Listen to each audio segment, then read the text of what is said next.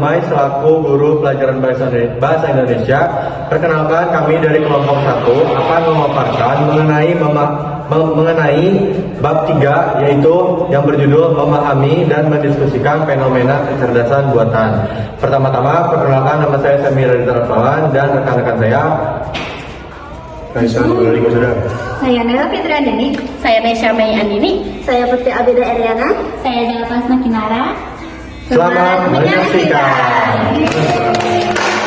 Yang pertama, saya akan menjelaskan tentang menyelisih ide pokok dan ide pendukung dalam teks. Yang pertama, skimming dan scanning. Skimming atau membaca sekilas, caranya dengan memahami judul serta membaca paragraf awal yang mengandung unsur adik simba atau apa, di mana, kapan, siapa, mengapa, bagaimana. Dan scanning, membaca pindai, digunakan untuk mencari informasi spesifik secara cepat, seperti mencari nomor telepon atau kata tertentu di rumus tanpa membaca keseluruhan teks. Yang kedua yaitu mengajukan hipotesis berdasarkan informasi. Hipotesis sering juga disebut dengan dugaan. Tapi tentu dugaan yang berdasarkan logis atau dapat dinalar oleh akal sehat. Lalu ada hipotesis ilmiah, yaitu pernyataan, dugaan sementara, kemudian penjelasan terpelajar mengenai metode hipotesis ilmiah yang dapat diuji atau diteliti melalui penelitian ilmiah untuk membuktikannya. Salah satu contoh dari hipotesis ilmiah yaitu pembuktian bahwa akan ada 7 pekerjaan yang digantikan oleh para robot,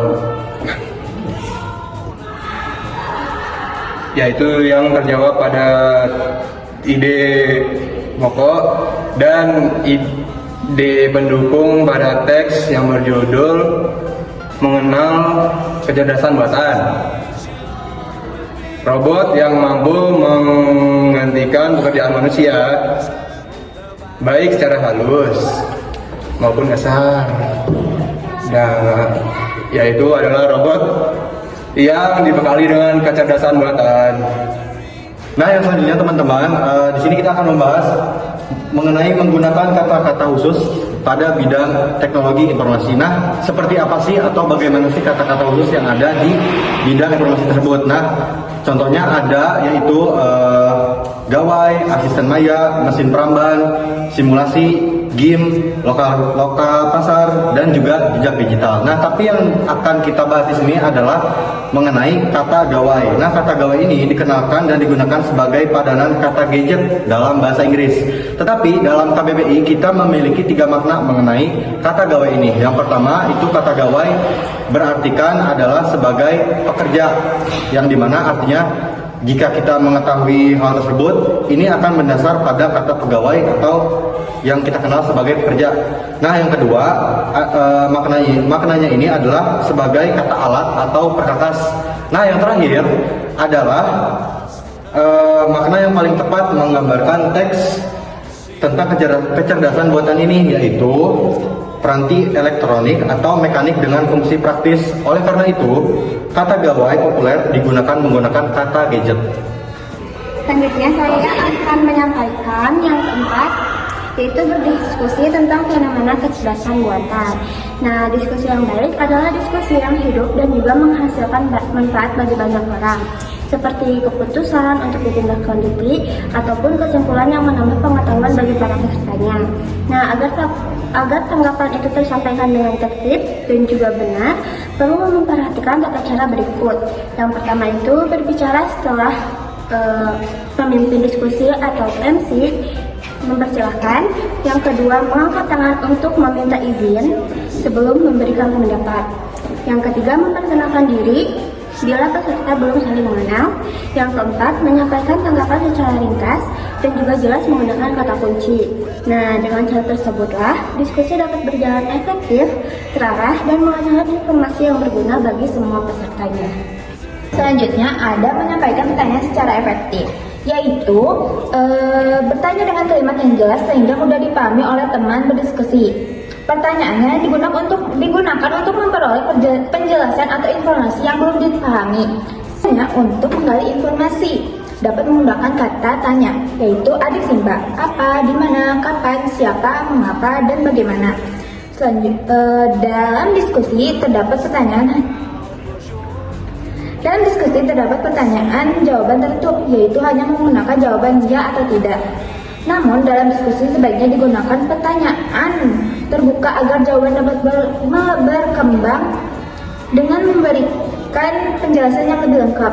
Kejelasan pertanyaan sangat mempengaruhi kualitas jawaban yang diberikan.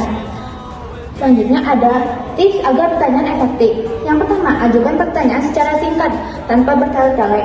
Yang kedua, ajukan pertanyaan yang relevan dengan topik tersebut. Yang ketiga, gunakan pertanyaan terbuka, bukan hanya memerlukan jawaban ya atau tidak. Yang terakhir adalah hindari menginterupsi pembicara. Tunggu sampai pembicara selesai baru bertanya, seperti itu.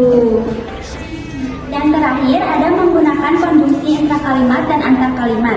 Penggunaan kata penghubung atau konjungsi di dalam kalimat atau intrakalimat ada yang didahului dengan tanda kalimat. Terakhir ada menggunakan konjungsi intrakalimat dan antarkalimat. Yang pertama itu ada penggunaan kata penghubung atau konjungsi di dalam kalimat intrakalimat. Ada yang didahului dengan tanda koma dan ada pula yang tidak perlu didahului dengan tanda koma. Yang kedua, contohnya adalah kalimat yang menggunakan tanda koma. Dilarang masuk kecuali petugas. Dan yang kedua ada contoh kalimat konjungsi intrakalimat yang didahului tanpa tanda koma. Saya dan Dani baru saja datang. Yang kedua ada konjungsi antarkalimat. Konjungsi antarkalimat digunakan untuk mengawali kalimat sehingga kalimat tersebut terhubung dengan kalimat sebelumnya. Di dalam paragraf, konjungsi antarkalimat berfungsi untuk membangun kohesi atau hubungan yang erat antar kalimat. Konjungsi antarkalimat pada umumnya diakhiri dengan tanda koma.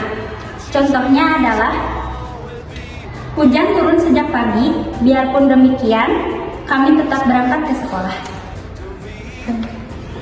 Nah, sekian pemaparan dari kelompok kami. Mohon maaf bila ada kekurangan ataupun kesalahan. Sekian dan terima kasih. Wassalamualaikum warahmatullahi wabarakatuh.